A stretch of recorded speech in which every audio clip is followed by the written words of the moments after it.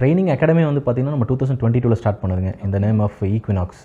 So அது ஆக்சுவலாக நம்ம ஸ்டார்ட் பண்ணதுக்கு மெயின் ரீசன் என்னென்னு பார்த்தீங்கன்னா, பொதுவாக ட்ரேடர்ஸோட லைஃப் ஸ்டைல், அதாவது ரொட்டீன் லைஃப் எப்படி இருக்குன்னு பார்த்தீங்கன்னா, நீங்கள் சோஷியல் மீடியாஸில் பார்க்குற மாதிரி நம்ம மானிட்டர் முன்னாடியே வந்து 24/7 உட்காந்துட்டு இருக்கிற மாதிரி இருக்காதுங்க. அது யூஸ்வலாக வந்து ஒரு நல்ல எக்ஸ்பீரியன்ஸ்டு ஆனதுக்கப்புறம் நம்மளுக்கு மார்க்கெட்டில் ஒரு 1 or 2 hours is enough. But ஒரு ஸ்டார்டிங் ஸ்டேஜில் நம்ம வந்து பார்த்திங்கன்னா கண்டிப்பாக ஒரு 10 to 15 hours ஸ்பெண்ட் பண்ணி தான் ஆகணும். பட் ஒன்ஸ் வந்து பார்த்திங்கன்னா ஒரு 3 to 4 years எல்லாம் நீங்கள் ஒரு நல்ல எக்ஸ்பீரியன்ஸ் ஆகிட்டீங்க அப்படின்னா, நீங்கள் பர்டிகுலராக என்ன ஸ்கிரிப்ட் ட்ரேட் பண்ண போகிறீங்க அப்படிங்கிறத நீங்கள் ஆல்மோஸ்ட் ஃபில்டர் பண்ணி தான் வச்சிருப்பீங்க. ஸோ அப்போ மார்க்கெட்டோட டே டு டே ஆக்டிவிட்டிஸ் என்னங்கிறத மட்டும் நீங்கள் ஃபாலோ பண்ணிட்டு இருந்தால் போதும். ஸோ ஒரு 1 or 2 hour தான் உங்களுக்கு டைம் தேவைப்படுங்க. So rest of the time வந்து நம்ம கண்டிப்பாக ஃப்ரீயாக தான் இருப்போம். ஸோ அந்த டைமை நம்ம வந்து ப்ரொடக்டிவாக வேறு ஏதாவது ஒரு விதத்தில் யூஸ் பண்ணலாங்கிறக்காக நம்ம ஸ்டார்ட் பண்ணதான் ட்ரைனிங் அகாடமிங்க.